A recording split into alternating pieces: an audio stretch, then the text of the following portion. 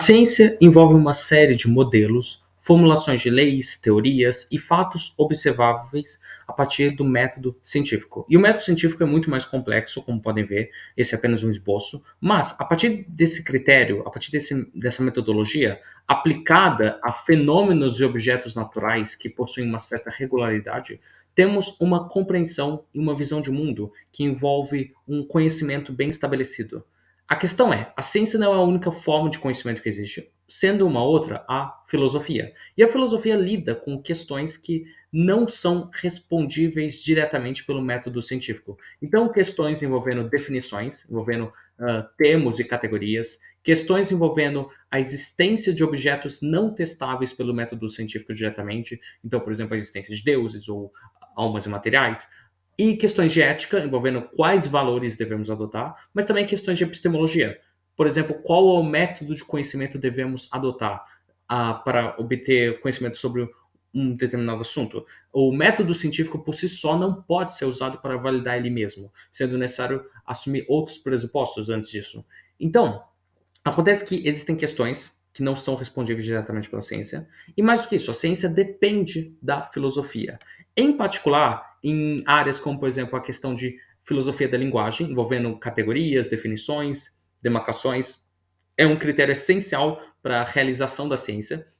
A ciência também depende de pressupostos metafísicos específicos, então, por exemplo, questões sobre o realismo, que é a ideia de que existem objetos externos à mente humana, ou questão ao naturalismo, por exemplo, eu preciso assumir durante um experimento que não existe nenhuma força sobrenatural atuando no experimento.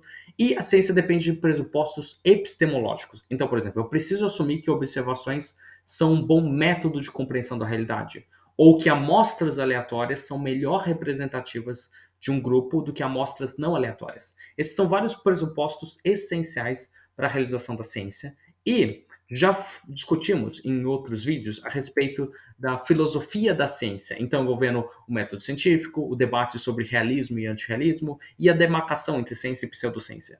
A questão é, além da filosofia da ciência, nós também temos uma área envolvendo a filosofia na ciência, que é basicamente como a filosofia e a ciência se relacionam de forma mais complexa em resolução dos problemas uma da outra. Então, para mencionar um exemplo, uma forma que a filosofia pode ser usada para facilitar a resolução de problemas na ciência envolve a questão de zumbis filosóficos e o estudo de comportamento de animais. Então, o zumbi filosófico é uma ideia sobre a possibilidade de haver um objeto, um ser, que age como um ser consciente, mas não possui nenhum estado mental.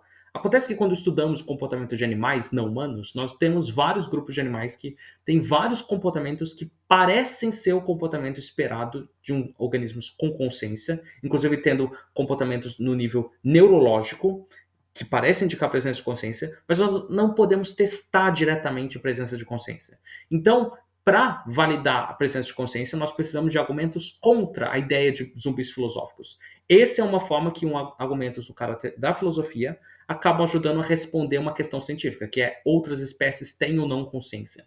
E aí, o que acontece é que essa é uma forma como a filosofia pode ajudar na resolução de perguntas e problemas científicos, mas a questão é possível a ciência responder questões filosóficas, ou ela pode pelo menos contribuir para respostas de perguntas filosóficas? Esse é um debate extenso, e existem dois campos que normalmente envolvem essa questão, que veremos para frente desse vídeo, mas qual o argumento para pensar que a ciência pode ajudar a filosofia? E o argumento está muito baseado na ideia de sucesso científico. O fato é, a ciência tem um grau de preditividade muito grande. Nós conseguimos predizer vários fatos novos a partir de modelos científicos. Então, um exemplo mais extremo disso é o modelo padrão de partículas elementares, que conseguiu predizer boa parte das partículas descritas no modelo, a mais recente sendo o bóson de Higgs. Mas mais do que isso, a ciência também tem um grau de praticidade muito grande, ao ponto que, se queremos criar benefícios para a sociedade, o melhor método é o método a partir do desenvolvimento de tecnologias pela ciência. Então, por exemplo, desenvolver vacinas, mas mesmo quando se trata de ações realmente negativas para a sociedade, o fato é, a ciência é o melhor caminho. Então, se você quer realizar ações de destruição em massa, a verdade é que, infelizmente, o melhor caminho é a ciência, é desenvolvendo, por exemplo, bombas nucleares. Então, por conta desse grau de praticidade em resolução de problemas práticos e no grau de preditivo, a ciência tem um grau de sucesso muito maior do que outras áreas de conhecimento. E esse é um argumento que é muitas vezes usado para argumentar que a ciência pode ajudar parcialmente na resolução de algumas perguntas e questões filosóficas. E, como mencionei, há duas áreas específicas onde isso acontece mais, que são a filosofia experimental e a filosofia científica. E vamos começar comentando sobre a filosofia experimental. A ideia geral é que nós podemos usar estudos de psicologia e linguística para responder perguntas e questões filosóficas. Mais do que isso, normalmente o debate envolvendo filosofia experimental seca em torno em como questões e respostas filosóficas são afetadas por diferentes grupos de pessoas e indivíduos e como psicologia e linguística ajudam a responder essas perguntas. Então, por exemplo, se eu pegar o experimento, o famoso experimento mental do bondinho, que é eu tenho 5 pessoas presas num trilho e uma presa em outro trilho, eu devo puxar uma alavanca para salvar as 5 pessoas, mas matando uma num trilho, ou não posso puxar o gatilho do trilho, mesmo que isso acaba resultando em 5 mortes. Essa é um tipo de pergunta que é bastante estudada para testar como diferentes grupos de pessoas, indivíduos, respondem, tanto em termos de estados mentais ou como eles podem compreender linguisticamente esse exercício mental.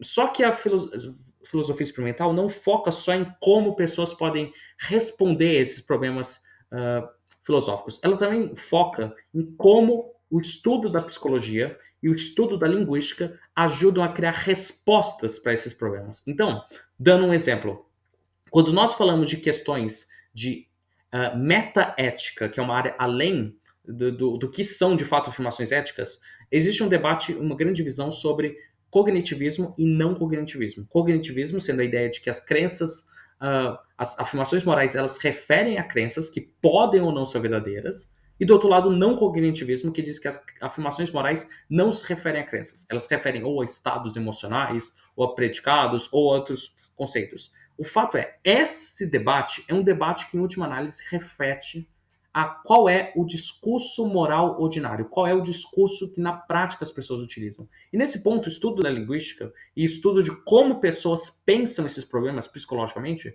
ajuda a definir qual dessas duas campos está mais correto. Esse é um ponto, então, que a ciência pode ajudar nesse debate. Por exemplo, se pessoas são expostas a argumentos morais, elas pensam eles de uma forma parecida com problemas factuais ou não? Essa é uma questão. Outra coisa, existem alguns filósofos que argumentam que os sistemas de ética precisam ter praticidade. Em outras palavras, não faz sentido julgar grupos ou pessoas por um sistema de ética que elas não conseguem realizar. Então, por exemplo, normas como, por exemplo, não é possível humanos não valorizarem mais a vida de entes queridos do que entes desconhecidos. Não é possível isso psicologicamente. Então, qualquer sistema de ética que formos considerar como válidos tem que levar isso em conta. E isso é um fato que é obtido a partir de estudos de psicologia. Então, esse é um argumento de como a filosofia experimental pode ajudar a responder algumas questões filosóficas. Claro que aí existem críticas, em particular porque a filosofia experimental ela parte de alguns pressupostos. Ela parte, por exemplo, da ideia de que o discurso ordinário da linguagem é válido para definir conceitos. Também ela parte da ideia de que o sistema de ética necessariamente tem que ser praticável. Alguns filósofos diriam que não é necessário, o que é uma ideia talvez controversa para a maioria da população, mas entre os filósofos existe discussão se um sistema ético deve necessariamente ser ou não praticável. E o fato é, a filosofia experimental então tem esses pressupostos que ela tem que assumir para a sua validade. Mas além dela, existe um outro campo, que é a filosofia científica, que vai mais além do que ela. E ela pode ser melhor resumida com uma frase de Gustavo Romero, que é um dos principais expoentes da filosofia científica, que é: a filosofia científica é a filosofia informada pela ciência, que usa ferramentas exatas, como a lógica e a matemática, e proporciona atividades científicas uma base para discutir questões mais gerais sobre a natureza, a linguagem, que usam para descrever e o conhecimento que dela obtemos. Ou seja, nós podemos usar a ciência para resolução de problemas filosóficos de forma mais aprofundada do que simples estudos de linguística ou psicologia.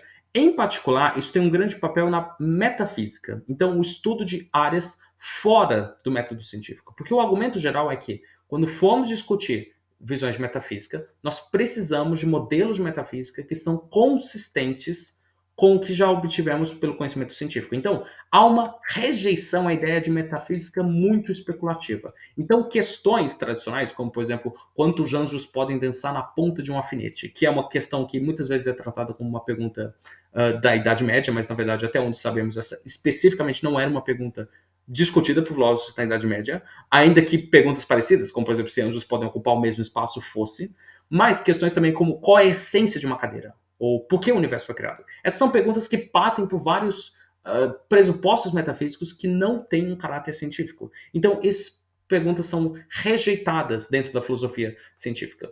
Então, o fato é, quando lidamos com esses tipos de questões, o fato é, a ciência pode ajudar a definir quais são as perguntas metafísicas válidas a serem respondidas. E eu gostaria de apresentar em três áreas específicas onde isso acaba acontecendo. Então, para começar, existe uma área chamada filosofia do tempo, que lida sobre o que é o tempo. E aí, o que acontece é o seguinte: quando nós pegamos a filosofia do tempo, temos que considerar o que a relatividade diz, que é a principal teoria do tempo atualmente. Então, a relatividade ela tem implicações contra a ideia de simultaneidade. Porque acontece o seguinte: imagine que eu tenho três eventos, A, B e C, como podem ver nessa representação. Se eu tenho uma pessoa a uma velocidade zero não se movendo, quando ela experimenta os eventos, os três simultâneos, como podem ver aqui. Se eu tenho uma pessoa movendo a 30% da velocidade da luz em uma direção, ela vai presenciar primeiro a ocorrência do evento C, depois o B, depois o A, como pode ver aqui. Mas se ela estiver indo na outra direção, ela vai experimentar primeiro o evento A, depois o B, depois o C. Então, a simultaneidade de eventos é dependendo da velocidade. E isso é confirmado por uma série de estudos da relatividade. Então, o fato é, se os três eventos podem acontecer ao mesmo tempo ou não, dependendo da velocidade e direção que a pessoa vai, qual das três pessoas está correta? A que está parada, a que se move em uma direção ou a que se move na outra direção? A resposta é os três. Isso porque a relatividade implica contra a ideia de simultaneidade. E isso tem implicações numa área de filosofia do tempo, que é o debate entre presentismo, a ideia que só existe o presente, e eternalismo, a ideia de que o passado, o presente e o futuro existem simultâneos. No caso, validando a ideia de eternalismo. Então, essa é uma ideia, um debate filosófico em que a teoria de relatividade suporta uma visão a mais do que a outra. Ela é mais compatível com uma dessas visões do que a outra. Ou, para pegar um outro exemplo, há um debate também sobre se o tempo é um componente material ou se ele é meramente uma relação de objetos. E existe um argumento em defesa da materialidade do tempo, que parte da ideia de ondas gravitacionais, que é o seguinte argumento. Premissa 1. Ondas gravitacionais ativam detectores. Premissa 2. Detectores reagem apenas a estímulos materiais específicos. Premissa 3. Ondas gravitacionais foram detectadas experimentalmente. Inclusive, isso foi bastante discutido quando elas foram detectadas principalmente pelo LIGO, um famoso observatório de ondas gravitacionais. A conclusão disso é que ondas gravitacionais, então, são materiais, partindo dessas três premissas. Aí vem uma questão bem simples. Ondas gravitacionais são ondulações no espaço-tempo. Essa é uma definição do que envolve ondas gravitacionais. Premissa 2. Ondas gravitacionais são materiais, como vimos na primeira conclusão.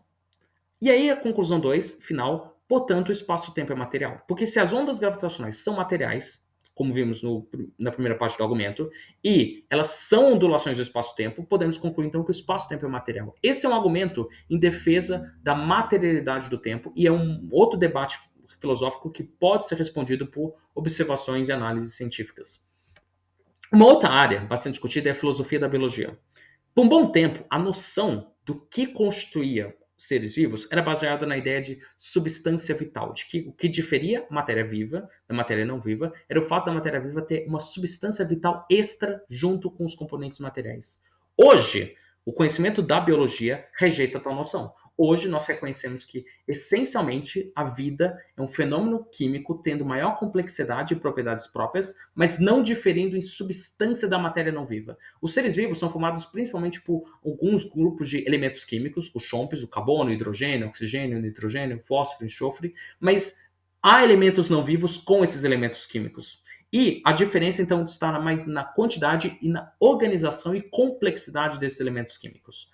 Ou seja, não é uma diferença em substância, mas uma diferença em propriedade. Então, isso levanta um fechamento, de um lado, a perguntas como, por exemplo, qual a natureza da substância vital. São perguntas abandonadas por essas novas investigações científicas, mas elas abrem também caminho para novas perguntas de caráter filosófico. Então, por exemplo, quais são as propriedades da vida distintas da não-vida? Essas propriedades são a presença de célula, a capacidade de reprodução, de sofrer evolução, ou a soma dessas três outras características? Essas propriedades emergem ou são reduzíveis a outras propriedades? Essas propriedades emergem a partir de qual ponto, se elas de fato emergem? Ou seja, uma molécula que autorreplica por si só tem propriedades para ser viva ou ela tem que ser organizada em células para ter vida? Algumas dessas perguntas não podem ser diretamente respondíveis, principalmente a primeira, pelo método científico, mas é uma pergunta que é direcionada pelo conhecimento científico estabelecido, ao definir qual é a pergunta que a filosofia deve responder. Ou ainda, pegar um outro exemplo, um terceiro e último exemplo, mereologia. Mereologia é o estudo de objetos compostos. O que define um objeto composto para ele ser composto? Por exemplo, para as partes dele tem que estar em contato, elas têm que estar fixadas, por exemplo, uma cadeira, elas têm que ser fundidas. Se eu separar as partes de uma cadeira e elas quebrarem no processo, se define ela como objetos juntos, parece ser um objeto composto, ou as partes têm que ter uma propriedade que não estava presente nas partes separadas dela, ou é uma distinção puramente trivial. Acontece que, para definirmos se objetos como cadeiras de fato existem como objeto composto e não simplesmente um arranjo de partículas organizadas em um padrão de cadeira, nós precisamos ter essas perguntas com base nas teorias mais aprofundadas sobre o que são os objetos no nível mais aprofundado. Então, a principal teoria disso é a teoria quântica de campos, que diz que as partículas fundamentais são unidades mínimas de energia de excitações de campos quânticos, existindo pelo menos 25 campos quânticos e um espaço-tempo. E acontece que, quando nós pegamos os modelos mais aprofundados sobre o que é realidade, também modelos envolvendo átomos, entre outros, nós vemos que várias dessas perguntas acabam tendo implicações considerando o conhecimento científico. Então, por exemplo, algumas dessas definições implicam uma visão de niilismo mereológico, que é a ideia é que só existem objetos simples. Os objetos compostos não existem de fato, eles são apenas arranjos. Então, cadeiras não existem, porque muitos desses critérios, contato, fixação, estar fundido, não se aplicam às propriedades mais fundamentais da cadeira. Mas outros critérios, como por exemplo, partes que mudam de propriedade, nós temos evidências de propriedades emergindo, algo que veremos em um vídeo futuro, e algumas definições, como a ideia de distinção trivial. Essas definições são compatíveis com o conhecimento atual de campos quânticos para defender a existência de objetos compostos. Então, esse é um outro caso em que a ciência pode gerar implicações para diferentes visões filosóficas. E aí é importante salientar o seguinte: a ciência não resolve todos os problemas filosóficos, mas dentro dos modelos metafísicos possíveis, ela define uma redução deles. Ou seja, de todos os modelos metafísicos já discutidos, apenas uma parcela deles não contradiz o conhecimento científico vigente. Dentre eles, ainda haveriam vários modelos possíveis a serem discutidos, mas há uma redução. Mas o problema é, a ciência não consegue resolver todos esses modelos e várias possibilidades ainda são presentes. Um exemplo que ilustra muito bem isso é quando a gente fala de interpretações da mecânica quântica. Então, um experimento bastante famoso, o experimento de dupla fenda, que diz que quando eu emito partículas subatômicas para um espaço de duas fendas muito pequenas, elas parecem se comportar como um padrão de onda. Se eu colocar um detector presente nas fendas, acontece que nesse momento as partículas elas passam durante o processo de passagem do detector, elas parecem param temporariamente se comportar como ondas e se comportam como partículas, embora é importante salientar, elas não se comportam como partículas durante todo o período de tempo depois que passam pelo detector. A partir daí elas voltam a seguir um padrão típico de onda, mas durante o período de detecção elas parecem atuar temporariamente como partículas. É importante também salientar que quando elas atingem a superfície do outro lado no detector, por exemplo, se eu tenho um elétron que passou por aqui, no momento que ele atingir a superfície, ele vai atuar em apenas um ponto presente. Ele vai ser detectado em só um ponto. Ou seja, ao que parece, em alguns momentos que tem a medição, o objeto parece que se comporta como uma partícula, em outros momentos que não tem a medição acontecendo, ele parece que ele se move como onda. E aí, a pergunta é, o objeto, quando nós falamos de objetos como elétrons, fótons ou outras partículas, eles são partículas de fato? Ou eles são ondas? Ou eles são os dois dependendo do período e do ambiente, se tem ou não medição? Ou estamos lidando com um objeto ontológico próprio, uma onda-partícula, nem uma partícula nem uma onda, mas uma onda-partícula? Essas são perguntas que não podem ser diretamente respondíveis pela metodologia científica. São perguntas de caráter filosófico e que têm implicações em várias interpretações possíveis da mecânica quântica, incluindo, entre elas, a famosa interpretação de Copenhague, que diz que existe um colapso de função de onda, a ideia de que existe um colapso da função de onda, mas de forma aleatória, que são os modelos de colapso estocástico, a ideia de que existem fatores que definem a onda como uma partícula durante todo o percurso, a ideia de que, na verdade, nós estamos lidando com simples falta de conhecimento da pessoa que está fazendo o experimento, que é a interpretação do quibismo, interpretações envolvendo influências nos dois sentidos temporais, envolvendo interpretações transacionais, a ideia de histórias consistentes, que na verdade existe uma consistência e coerência entre essas flutuações, a ideia de que não existe colapso de onda, e aí nós temos interpretações de muitos mundos, tem várias interpretações possíveis desses resultados, incluindo uma recente, que envolve, proposta mais recentemente, que envolve a ideia de que, na verdade, nós não estamos lidando com objetos se movendo em padrão de onda, mas sim com partículas durante todo o processo. Só que elas estariam em estados, em um estado claro e um estado escuro. Então, as diferentes bandas que vemos, na verdade, é simplesmente o fato de que a partícula, em algum momento, atinge um átomo. Nos estados claros é quando ela interage com o tal átomo, e nos estados escuros é quando a partícula não interage com o átomo. Então, essa é uma outra proposta de interpretação do resultado que surgiu mais recentemente. Então, tem várias interpretações. Nós até podemos excluir algumas delas. Então, por exemplo, a interpretação de que os efeitos quânticos envolvem ação da consciência humana. Claramente, essa interpretação é baseada em erros do experimento. Por exemplo, assumir que a medição envolve consciência, quando na verdade a medição é simplesmente interação de objetos, no caso, por exemplo, fótons que o detector libera, junto com o elétron que está sendo liberado no experimento. Acontece que, então, o fato é, ainda que nós não possamos resolver todas as interpretações, nós podemos eliminar vários dos modelos metafísicos propostos. Por exemplo, essas ideias de consciência alterando a realidade. Mas, então, é uma limitação no uso da ciência na filosofia, que é não podemos resolver todos os problemas com ela, mas pelo menos podemos selecionar vários modelos metafísicos possíveis. E aí, existe, em particular, um modelo, uma visão filosófica, conhecida como materialismo sistêmico, que tem tido bastante discussão por alguns autores, ainda que não tenha ainda amplamente conhecida pelo público geral, e pretendo futuramente fazer vídeos específicos sobre o materialismo sistêmico, principalmente vídeos baseados no trabalho de Contemporary Materialism, Its Ontology and Epistemology, ou seja, materialismo contemporâneo, sua ontologia e epistemologia, pelos autores Gustavo Romero, Javé Perechara e Lino Cambruri.